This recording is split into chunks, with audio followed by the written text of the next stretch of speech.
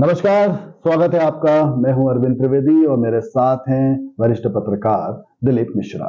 नमस्कार। अभी तक जितने भी विश्लेषण हमने चुनावों के मद्देनजर किए, हमें खुशी इस बात की कि हमारे जो कयास थे वो हकीकत में बदले और बातें हमारी एक एक करके सही साबित हुई।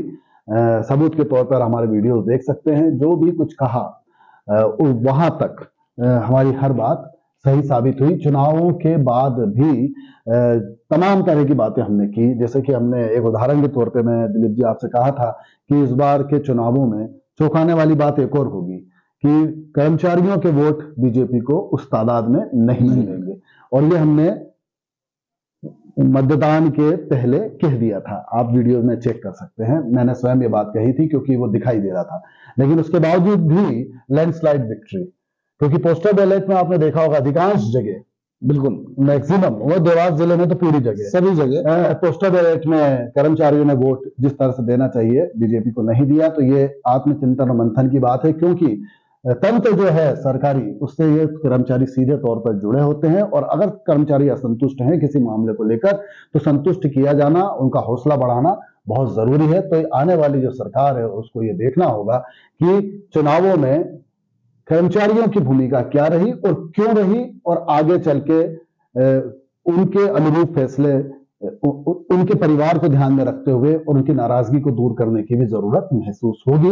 मध्य प्रदेश में अगर हम डॉक्टर मोहन यादव की बात करें या अन्य प्रदेशों में तो हमें नहीं मालूम, लेकिन मध्य प्रदेश की बात हम कर रहे हैं, तो ये बात वहां पर खुलकर सामने आई। और दूसरी बात हमने कही थी कि शिवराज सिंह जी जो हैं वो सहज चेहरे हैं, क्योंकि इतनी बड़ी विजय दिलाने में उनका हाथ है और लाडली बहना गेम चेंजर है। तमाम योजनाओं को लेकर घर घर तक पहुंचाना, अथक मेहनत करना, 165 सभाएं करना। लिहाजा शिवराज सिंह जी सीधे तौर पर मुख्यमंत्री दिखाई देते हैं।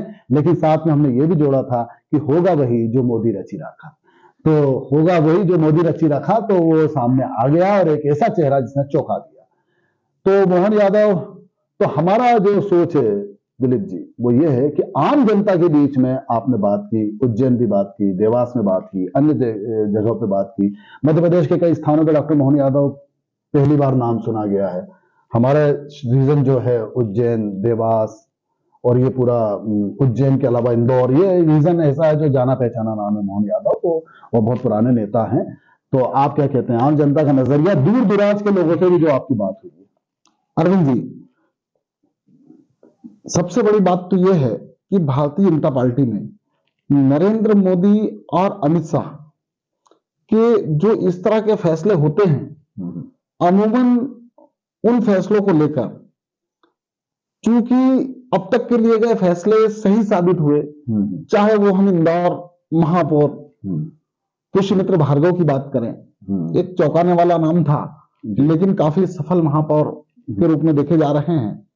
इसी तरह राज्यसभा सांसद के लिए जब सुमेर सिंह को लिया गया था तो वो भी एक काफी सफल साबित हुआ, चौंकाने वाला नाम था। तो इस तरह से इसी नजरिए से अब प्रदेश की जनता भी देखने लगी है, क्योंकि मोहन यादव 2020 में उच्च शिक्षा मंत्री बने थे और उस उच्च शिक्षा मंत्री का कार्यकाल रहा। हालांकि वो अखिल भारतीय विद्यार्थी परिषद और आरएसएस से लंबे समय से जुड़े हैं और सन 1984 से एबीवीपी के से वो राजनीति में पदार्पण किया था। उन्होंने काफी दबंग और हिंदुत्ववादी नेता के रूप में पहचान है उनकी। तो तमाम सारी बातों को देखते हुए लोग अब फिर ये सोचने लगे हैं, क्योंकि मोहन यादव काफी शिक्षित हैं, बीएससी किया है, एमबीए किया है, एमए किया है, एलएलबी किया है, डॉक्टरेट है, पीएचडी है, डॉक्टर है ना, हाँ, एलएलबी भी है, तमाम सारी डिग्रियां उनके पास हैं। तो एक लोगों को कहीं ना कहीं एक नई उम्मीदें दिखाई देने लगी हैं कि हो सकता है जब व्यक्ति को मौका मिलता है तो वो कुछ कर दिखाता है। और उनकी उस खासियत की पहचान जो आसपास का क्षेत्र, चाहे मालवा क्षेत्र की हम बात कर लें, यहाँ के लोगों को ना हो, लेकिन उस पहचान को मोदी जी और अमित शाह ने सर्च किया और उन्हें मध्य प्रदेश की कमान सौंपी। ये आपने कहा क्योंकि उनका एक तरीका है मोदी और शाह का एक तरीका है कि स्टडी पूरी करने के बाद उसका पूरा होमवर्क करने के बाद एक व्यक्ति का नाम वो सामने लाते हैं, लेकिन अब उस व्यक्ति की जिम्मेदारी हो जाती है क्योंकि अभी उनको अंडर एस्टिमेट किया जा रहा है। मैं सीधी बात कहूँ क्योंकि उनका एक लंबा अनुभव रहा है। 1982 से वो छात्र संघ में तमाम मीडिया में उनके बारे में पूरा बायोडाटा आ गया है, उनका परिचय आ गया, वो आप पढ़ सकते हैं। लेकिन वो जब विकास प्राधिकरण के अध्यक्ष रहे 2004 से 10 तक, तब मेरी उस दौर के कुछ कर्मचारी जो उज्जैन विकास प्राधिकरण के, उनसे मेरी बात हुई।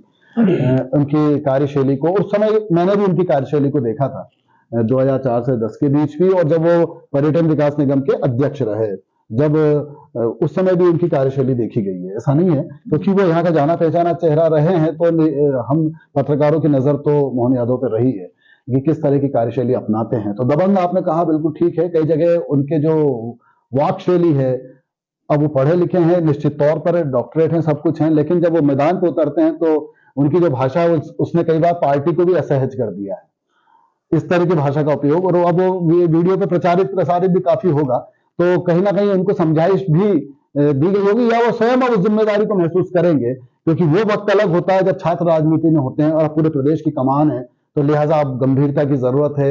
आईएएस ऑफिसर्स से काम लेना है, इनका भी एक बहुत बड़ा वर्ग है जो कि पावरफुल होता है और प्रदेश को चलाता है। तो शिवराज सिंह चौहान की बड़ी लचीली एक कार्यशैली रही, सहज सरल भी और कभी कभी नाराज भी होते थे, तमाम तरह का एक संतुलन था उनके उसमें।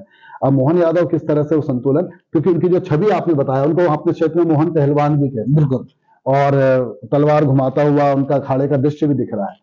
तो वाकशैली भी और कार्यशैली भी, और जो एक कहना चाहिए ओजस्वीता कह लें या अचानक आक्रामकता कह लें, वो सब उनमें है। तो अब उसका वो कहते हैं ना कि इन सबको वो अवसर में कैसे बदलेंगे और प्रदेश को उस धारा की तरफ, क्योंकि अब लोग उनसे उम्मीदें ज्यादा लगाएंगे। बिल्कुल। अभी अच्छा, इसके अंदर एक बात है दिलीप जी कि वो पूर्वाग्रह से ग्रसित नहीं होंगे। अक्सर क्या होता है, बड़े दिग्गज सब आमने सामने होते हैं और सबको अपने अपनी तरह से पार्टी में उच्च स्थान मिल जाता है, जनता के बीच में बहुत रिकॉग्नाइज हो जाते हैं, और कहना चाहिए कि वो दिग्गज नेताओं की श्रेणी में प्रदेश स्तर नहीं राष्ट्रीय स्तर पर भी जब आ जाते हैं तो पूर्वाग्रह से ग्रसित हो जाते हैं। बिल्कुल। और तमाम तरह की चीजें आपस में चलती हैं, लेकिन क्योंकि कमोबेश एकदम नया चेहरा लेके आना, यानी कार्यकर्ताओं में भी जोश, तो किस तरह से देखते हैं? कार्यकर्ताओं ने आपसे क्या बात की, कार्यकर्ताओं का जोश कैसा रहा? एकदम नए चेहरे। अभी हम राजस्थान की बात भी करेंगे अगर मध्य प्रदेश की बात करें। अरविंद जी, अब लोगों की निगाहें मध्य प्रदेश के मंत्रिमंडल पर है। मंत्रिमंडल के गठन के साथ ही उनकी कार्यशैली किस पैटर्न की होगी, ये तमाम सारी चीजें कहीं ना कहीं, क्योंकि सीनियर भी अगर मंत्री बने या उनको कैसे पार्टी एडजस्ट करेगी, ये भी चौंकना बाकी है। क्योंकि आज अगर हम मध्य प्रदेश विधानसभा की बात करते हैं तो काफी सीनियर्स लीडर जो हैं विधायक चुनकर आए हैं, चाहे प्रहलाद पटेल हो, कैलाश जोशी हो, शिवराज सिंह चौहान हो, कैलाश विजयवर्गीय, तो ये बड़े बड़े दिग्गज विधायक चुनकर पहुंचे हैं विधानसभा में, और इनके बीच मोहन यादव मध्य प्रदेश के मुख्यमंत्री रहेंगे। निश्चित तौर पर पद और ओहदे की गरिमा होती ही है, लेकिन अब ये देखना है कि मंत्रिमंडल में किस तरह का सामंजस्य बिठाया जाता है। मंत्रिमंडल भी चौंकाने वाला होगा, क्योंकि देखिए नरेंद्र मोदी भी देखा जाए तो राजनाथ सिंह और उस समय तमाम दिग्गज थे, तो कहीं ना कहीं पर जो कहते हैं ना कि वो मुरली मनोहर जोशी, लाल कृष्ण आडवाणी और ये तमाम जो पुराने चेहरे थे, सुषमा स्वराज तो खैर उनसे सीनियर रही, तो ये सबके बीच भी नरेंद्र मोदी ने अपनी एक छवि बना के अपने कामों से स्थापित किया बिल्कुल को। अथक प्रयास, दिन रात की मेहनत, नए विजन के साथ सामने आना, चौंकाना, और वो बुलंद डिसीजन लेना जिसको देखकर जनता कौतूहल की दृष्टि से देखे कि अरे ये तो करना बहुत मुश्किल है, या अभी तक ये करना असंभव था, ये संभव कैसे हो गया, उस पैटर्न पे जाके काम करना, सही गलत और या विरोध होना या समर्थन होना, ये लोकतंत्र का हिस्सा, ये अपनी जगह, मैं उस पर नहीं जा रहा हूं, लेकिन करते हुए दिखना। तो अब मोहन यादव के लिए, क्योंकि नरेंद्र मोदी ने चुना है या अमित शाह ने, लेकिन कहा जाता है कि मोहन यादव का नाम नड्डा, जेपी नड्डा जी से काफी नजदीकी रही, और जेपी नड्डा की भी उसमें विशेष भूमिका, जैसा सूत्र बतलाते हैं, अरविंद रहा है उसमें, पारिवारिक उनका बड़ा उसमें साथ मिला है। मोहन यादव जब एबीवीपी में थे तो मेरी एबीवीपी के कुछ लीडर्स से बात हुई तो उनका ये कहना था कि जब मोहन यादव एबीवीपी में थे उस समय से वो नड्डा जी से उनकी नजदीकियां रही और नजदीकियां रही हैं, इसे ये भी कह सकते हैं कि मित्रता रही है। और मोहन यादव जो है नड्डा जी के नजदीकी होने के साथ साथ अमित शाह की भी कहीं ना कहीं निगाहें थी। तो इस तरह से जब, और सबसे बड़ी बात मैं आपको ये बता दूं कि जब वो पर्यटन निगम के चेयरमैन रहे उस दौरान राष्ट्रीय स्तर पर पुरस्कार प्राप्त हुआ मध्य प्रदेश को, जब हमारे तुकोजीराव पवार मंत्रालय उनके पास। बिल्कुल। तो 11 से 13 के बीच की बात जी। तो उस दौरान पर्यटन विकास निगम ने कुछ आयाम स्थापित किए थे मध्य प्रदेश में। तो कहीं ना कहीं उन चीजों पर निश्चित तौर पर पार्टी हाईकमान की नजर रही होगी। पार्टी ने देखा होगा कि उनकी कार्यशैली कुछ अलग है, कुछ अलग हटकर कुछ नया कुछ करने का उनके विजन कुछ समझ में आया, पार्टी को कहीं ना कहीं आया हो। बिल्कुल। और नहीं, इसके अलावा भी बात करते हैं। देखिए, ये तो जरूरी है कि कार्यशैली क्या रही। 2006 से लेकर 2010 तक उज्जैन विकास प्राधिकरण के अध्यक्ष का रहना, उस समय की अगर हम लोगों से बात करें तो डायनामिक और थोड़ा अड़ जाने वाले। बिल्कुल। ये करना है तो करना है, कैसे करना है, क्या करना है, वो उस पर कई बार उनकी खींचतान अफसरों से होती रही है। तो ये वहां पर जो हमको हमारी मालूमात अपने रिसर्च के दौरान सामने आई है, तो ये तो रहा है और वही दबंग अंदाज काम करने का। और उसके बाद आपने कहा कि प्रदेश स्तर पर उन्होंने अध्यक्ष पद संभाला राज्य पर्यटन विकास निगम का, उसमें बकायदा पुरस्कार भी प्राप्त किए मध्य प्रदेश ने। और तुकोजीराव पवार के साथ काम करने का अवसर मिला। देवास की हम बात करें तो देवास में बैठ के भी हम ये रिकॉर्ड कर रहे हैं, तो निश्चित तौर पर मंत्रालय देवास के मंत्री के पास ही था, देवास के विधायक के पास ही था। और अब बात ये आ जाती है कि ये सब होने के बावजूद जातिगत समीकरण जो ज्यादा प्रभावी हैं। हालांकि जातिगत समीकरणों पे क्या बात करना, पहले भी हमने कहा था कि जब लैंडस्लाइड विक्ट्री हो जाती, जातियां तो हमेशा टिकट दिलाने तक और हमेशा जाति की बात होती है, पर जब सामने परिणाम आते हैं तो जातियां हवा भी हो जाती हैं। कई बार हमने ये देखा है कि वो जनता उस तरह से नहीं सोचती है जातियों को लेकर जिस तरह से, क्योंकि अगर ऐसा होता तो देवास के विधानसभा में कहते हैं खाती वोट बैंक जो है एक तरफा जाता है, तो बालगढ़ में इतनी टक्कर नहीं होती। देवास में ब्राह्मण विधायक होता, अगर ऐसा होता तो एक तरफा वोट जाते, तो इतना तो नहीं होता है। लेकिन हाँ, एक जातियों को लेकर सोचना जरूर पड़ता है, क्योंकि जातियों में बटा हुआ ये समाज ऐसा है। अरविंद जी, राजनीतिक दृष्टि से देखा जाए तो जातिगत समीकरणों को साधना ही पड़ता है। जी हाँ, वो एक हकीकत है। ये पहले से ही चर्चा वोट देंगे या नहीं देंगे, पर जाति का व्यक्ति देखता है कि मेरी जाति को सम्मान मिला कि नहीं मिला। वो वोट देना नहीं देना बात की बात। मध्य प्रदेश में जिस तरह से पहले से आकलन लगाया जा रहा था कि मध्य प्रदेश में कोई भी सीएम हो ओबीसी वर्ग से हो सकता है जी, जिसमें प्रहलाद पटेल और शिवराज सिंह चौहान के नाम कहीं ना कहीं बहुत ज्यादा तेजी से सामने आए थे। लेकिन ओबीसी वर्ग से ही आते हैं मोहन यादव भी। तो ओबीसी के अलावा मोहन यादव के सिलेक्शन के पीछे एक बड़ा जो फैक्टर है, जो यादव वोट बैंक की बात करें, बिल्कुल आने वाला 2024 लोकसभा चुनाव, और निश्चित तौर पर अगर हम बात करें उत्तर प्रदेश की तो 14%। हाँ, उत्तर प्रदेश और बिहार है तेजस्वी यादव। हाँ, और अखिलेश यादव। तो उन्हें भी एक संदेश है ये कि हमारे पास भी यादव लीडर हैं। बिल्कुल। और वो ऐसे हैं जो एक छोटे कार्यकर्ता से उठकर आज पार्टी ने उन्हें ये इस ओहदे पर बिठाया। मतलब हमारा जो यादव है वो जमीन से उठ के आया है, और ये जो यादव हैं ये खानदानी तौर पर जो सल्तनत है उसके उत्तराधिकारी। बिल्कुल। तो ये उत्तराधिकारी है ना, ऊपर से टपके हैं और ये नीचे से खड़ा हुआ है। ये मतलब ये आगामी चुनावों में कि अगर कोई और दूसरा ओबीसी, मतलब यादव, वो तो खैर साफ दिख रहा है कि यादवों के बीच में एक तरह से खलबली और चर्चा का विषय बना दिया जाए, खासकर उत्तर प्रदेश के यादवों में भी और बिहार के भी। लेकिन डोमिनेटिंग और फैक्टर मध्य प्रदेश में यादव नहीं है अरविंद जी। लेकिन मध्य प्रदेश में जो यादव हैं, मध्य प्रदेश में जो यादव हैं, अमूमन उत्तर प्रदेश से कहीं ना कहीं रिलेटेड है। नहीं तो ये मोहन यादव का ससुराल भी तो सुल्तानपुर उत्तर प्रदेश तमाम मतलब मध्य प्रदेश में यादव परिवार जितने भी हैं या तो उत्तर प्रदेश के रहने वाले हैं, यहाँ आकर बस गए हैं, और या फिर उनकी रिश्तेदारियां हैं। तो ऐसी कंडीशन में आगामी लोकसभा चुनाव में उत्तर प्रदेश में ये मोहन यादव का जो है यहाँ मुख्यमंत्री बनाया जाना निश्चित तौर पर कारगर सिद्ध होगा। क्योंकि हाँ बिल्कुल सही कह रहे हैं, क्योंकि ये एक संदेश है यादवों को देना उत्तर प्रदेश के, बिहार के। बिल्कुल मध्य प्रदेश में इतना डोमिनेटिंग फैक्टर यादव है नहीं, उज्जैन में बहुत कम यादव हैं, तो उसके बाद भी लगातार जीते हैं वो। तो कुल मिला के मोहन यादव जी को अब चैलेंजेस सामने हैं, जबरदस्त चैलेंजेस सामने हैं। नड्डा जी से नजदीकी है तो नड्डा जी के सामने भी उनको साबित करना है। मोदी और शाह ने यदि उन पर विश्वास किया तो उस विश्वास पे खरा उतरना है।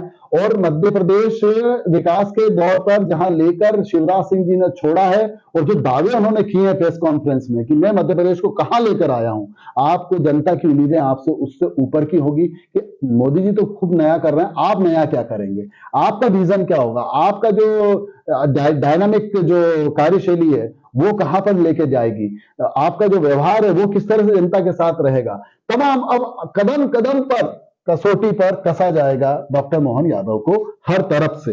तो जनता के बीच का फीडबैक ये कि वो चौंक गई थी कि ये मोहन यादव कौन क्या, और बहुत बड़ी तादाद में तो लोगों ने कहा ये फैसला सही है या गलत, ये तो समय ही बतलाएगा। देखिए तक लोग क्या, अरविंद जी, मोहन यादव मध्य प्रदेश के उच्च शिक्षा मंत्री रहे। उच्च शिक्षा मंत्री रहते हुए मध्य प्रदेश में कई इंजीनियरिंग कॉलेजेस, मेडिकल कॉलेजेस बढ़ाए गए हैं, सीटें बढ़ाई गई हैं। तो वो तमाम सारी चीजें भी जो उच्च शिक्षा मंत्री रहते हुए काफी कुछ काम सामने रहा है शिक्षा के, लेकिन वो जनता को सीधे कनेक्ट नहीं हो पाता। लेकिन अब वो मुख्यमंत्री रहते हुए हाँ प्रदेश के युवाओं के लिए सबसे बड़ी बात उनके लिए रोजगार के लिए क्या नया कुछ करने जा रहे हैं। क्योंकि उच्च शिक्षा मंत्री, उसके बाद फिर रोजगार, बिल्कुल शिक्षा का संबंध सीधे रोजगार से है, बिल्कुल सीधे रोजगार बहुत बड़ा मुद्दा भी है। तो 2024 के पहले कौन सा रोड में बेरोजगारी को लेकर वो लेकर आएंगे, ये भी देखा जाना होगा, और ये सबसे अहम बात होगी, और कांग्रेस इस मुद्दे को पकड़ के रखेगी। बिल्कुल।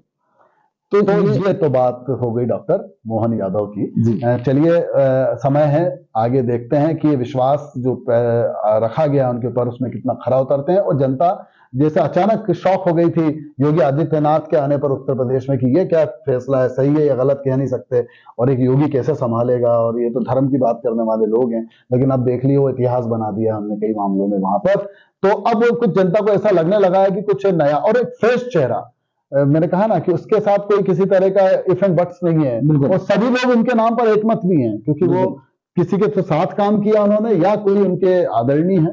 तो अब ये तो पार्टी किस तरह से ये सीनियर्स को एडजस्ट करेगी, कहाँ किस तरह से उनके जो डिग्निटी है उसके अनुरूप स्थान दे पाएगी, ये भी अपने आप में अब देखने वाली बात है।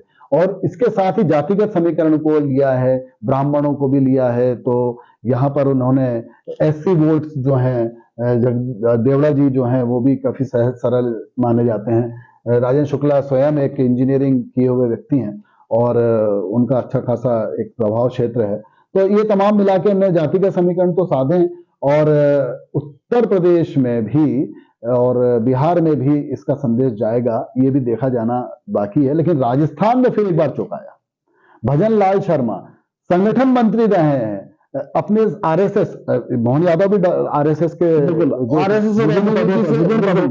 तो आरएसएस के जो लोग निकल के अब आ रहे हैं, तो क्या वो उनकी जो कार्यशैली होती है, क्या उनके निश्चित उनका बौद्धिक होता है, लगातार बैठकें होती हैं, लगातार चिंतन मनन, यानी कार्यशैली संघ की जो है वो लोगों के सामने आ रही है कि वो काम किस तरह से करती है, समाज सुधार के लिए वो अपने एजेंडे को कैसे लागू करती है। तो संघ अब राजनीतिक माध्यमों के साथ भी अपना जो एक उनका जो विजन है भारत को लेकर, उसको अब कहीं ना कहीं ले जाता हुआ दिख रहा है हिंदुत्व की तरफ, हिंदुत्व विचारधारा की तरफ, यह हिंदुत्व की जीवन शैली की तरफ। अब अभी तक तो आरएसएस अलग से काम करते हुए किसी तरह की दखलंदाजी नहीं होती थी, लेकिन अब उनके संगठन मंत्री और सीधे सीधे तौर पर आरएसएस में काम करने वाले, उस विचारधारा को लेकर काम करने वाले जो कार्यकर्ता हैं, उनको अब बीजेपी आगे बढ़ा रही है। तो राजस्थान में आपने देखा बिल्कुल कि ब्राह्मण भी लेके आए हैं, उधर से उन्होंने पहली बार के विधायक हैं। और हाँ, ये सबसे बड़ी बात, बिल्कुल बड़ी बात कि भजन लाल शर्मा पहली बार के विधायक हैं, उन्हें पहली बार विधानसभा का टिकट मिला, चुनाव जीते और उन्हें मुख्यमंत्री बना दिया गया। और बता रहे हैं कि चुनाव बड़ी सेफ सीट से लड़ाया गया। जो सिटिंग विधायक थे, हाँ। लगातार जो जीत रहे थे उनको हटा के इनको, तो कहीं ना कहीं दिमाग वहीं से बन गया, लेकिन लोग भाप नहीं पाए तो कि इनको जिता के ही लाना है और बनाना है। और ये नाम पहले से था, लेकिन देखिए वहां पर भी वसुंधरा राजे, ये पारी पार्टी बीजेपी की लोगों को जो दिखती है। लोकतंत्र की बात करें तो वो कहते हैं कि बड़ा लोकतांत्रिक फैसला है, विधायक दल की बैठक बुलाई, सबने सर्वसम्मति से उनका नाम प्रपोज किया। ठीक है, हाईकमान अगर पूरी तरह से लोकतांत्रिक भी हो जाएगा तो फिर गुटबाजियां भी ऐसी होगी, वाराबंदी भी उसी तरह से होती है। लेकिन बीजेपी में ये सब कुछ आशंकाओं के बावजूद भी कुछ नहीं दिखाई दिया। तो ये होता है काम करने का एक तरीका जिसको जनता सराहना चाहिए। और लोकतंत्र के नाम पर यदि फुहड़बाजी हो जाए, गुटबाजी हो जाए, और जिसकी संभावना सबसे ज्यादा होती है, हम तो लोकतांत्रिक पार्टी, यहाँ तो ऐसा होता ही है, लेकिन पार्टी कहीं कमजोर होती है, तो संतुलन रखना होता है। तो हाईकमान के आदेश को मानना, उनके तर्कों को मानना, उनकी जो समझ है उसको स्वीकार करना। डिक्टेटरशिप नहीं बोल सकते, लेकिन समझाना होगा कार्यकर्ताओं को कि ये डिसीजन हमने क्यों लिया। जब कार्यकर्ताओं के गले उतर जाएगा तो फिर वो इंप्लीमेंट होगा कहां पर, 2024 में। कार्यकर्ताओं को समझाना बहुत जरूरी है। अनुशासन की बात करना चाहूंगा। देखिए, मध्य प्रदेश में जब मुख्यमंत्री के नाम की घोषणा होना थी, विधायक दल की बैठक होना थी, उस समय एक भी विधायक, मतलब दर्जनों विधायकों से पत्रकारों ने पूछ जानना चाहा कि भाई क्या होने वाला है, अंदर खाने क्या हो रहा है, लेकिन हर विधायक का ये कहना था कि चुन लिया जाएगा, बता दिया जाएगा, पार्टी का जो आदेश सर्वोपरि। यानी ये अनुशासन जो देखने को मिला अरविंद मीडिया के सामने, बिल्कुल, तो ये अनुशासनशीलता से, इस तरह से अगर कोई अच्छे डिसीजन होते हैं तो निश्चित तौर पर प्रभावी भी होते हैं। बिल्कुल। तो राजस्थान की बात की हमने, मध्य प्रदेश की बात की, छत्तीसगढ़ की बात हम पहले कर चुके हैं। चौंकाने वाली बात, चौंकते तो जब जो नाम चल रहे होते उसमें से किसी को चुन लिया, बिल्कुल, या वसुंधरा जी को चुन लिया जाता है या बालनाथ जी को चुन लिया जाता, तब चौंकते क्या है। इसमें नया तो कुछ हुआ नहीं, ये तो चल ही रहे थे नाम चर्चा में, लेकिन जब नया नाम आता है तो चौंकना स्वाभाविक है। लेकिन अब उम्मीद करते हैं दिलीप जी कि अपने विकास के लिए जाने वाले निर्णयों को लेकर भी वो जनता को चौंकाएं कि जो कभी नहीं हुआ जनता के हित में वो अब हो। और वो जो मुश्किलें थी, जो कहा जाता था कि असंभव है इस तरह की मुश्किलों से पार पाके विकास करना, यदि आपके डिसीजन उस दिशा में कारगर साबित होते हैं तो जनता को लगेगा कि मुश्किलों को आसान बनाने का काम सरकार कर सकती है। उसमें सहयोग जनता बढ़ चढ़ कर दे। और मध्य प्रदेश को शिवराज सिंह जो दावा करते कि मैंने कहां लाके छोड़ा है 2003 के बाद, अब उससे आगे ले जाने की चुनौती और जनता की अपेक्षाएं भी अब बहुत बढ़ चुकी हैं। एक फ्रेश मंत्रिमंडल दिखाई देगा ऐसा लगता है इसमें, क्योंकि जब नया पहली बार का विधायक मुख्यमंत्री बन सकता है तो इसके अंदर कई ऐसे चेहरे आएंगे जो सीनियरिटी के बजाय उनकी कार्यशैली जो है, उनकी सोच क्या है, उनकी समझ क्या है, इसको स्टडी करके उनको जनता की सेवा के लिए बागडोर दी जाएगी। इसकी उम्मीद भी अब की जा सकती है। बिल्कुल। तो एक आम कार्यकर्ता ये जान सकता है, यदि मैं अच्छे से काम करूंगा तो मैं भी सीएम बन सकता हूं। ये उम्मीदें पैदा की है, ये बात तो मानना पड़ेगी। तो एक अंत में आप छोटी सी टिप्पणी आप दे दें, फिर हम दर्शकों से विदा लें। सबसे बड़ी बात मध्य प्रदेश की अगर हम करते हैं तो मध्य प्रदेश में कार्यकर्ताओं में इस बात को लेकर, खास करके मालवा में तो बहुत उत्साह है कि इस क्षेत्र का व्यक्ति एक लंबे अरसे के बाद मुख्यमंत्री बना है प्रदेश का, और यहां पर लोगों की उम्मीदें भी बहुत ज्यादा हैं। अरविंद जी, आपको बताना चाहूंगा कि देवास उज्जैन से लगा हुआ है। देवास के तमाम लोग मोहन यादव से सीधे जुड़े हुए हैं। वो कई देवास के तमाम लोगों को, तमाम कार्यकर्ताओं को, तमाम नेताओं को सीधे नाम से जानते हैं, बहुत अच्छे से परिचित हैं। तो इस तरह से, क्योंकि जैसे ही उनके नियुक्ति की घोषणा मतलब उन्हें बनाया गया, मुख्यमंत्री, प्रदेश के मुख्यमंत्री बनने की घोषणा हुई, उसके बाद हमने देखा सोशल मीडिया पर लोगों के, जिन लोगों के साथ, मोहन यादव के साथ जिनके फोटो थे, उन्होंने अपने फेसबुक पर और अपने एबीवीपी के रहे ना, तो वो लगातार पोस्ट करना शुरू कर दिया, इवन व्हाट्सएप ग्रुप पर भी। तो इस तरह से यहाँ से चूंकि बहुत ज्यादा जुड़े हुए हैं तो लोगों की उम्मीदें हैं। और खास करके मैं नई सरकार से और मोहन यादव जी से ये आग्रह करना चाहूंगा कि प्रदेश में रोजगार को लेकर, शिक्षा को लेकर, स्वास्थ्य को लेकर कुछ बड़े कदम उठाने की जरूरत है।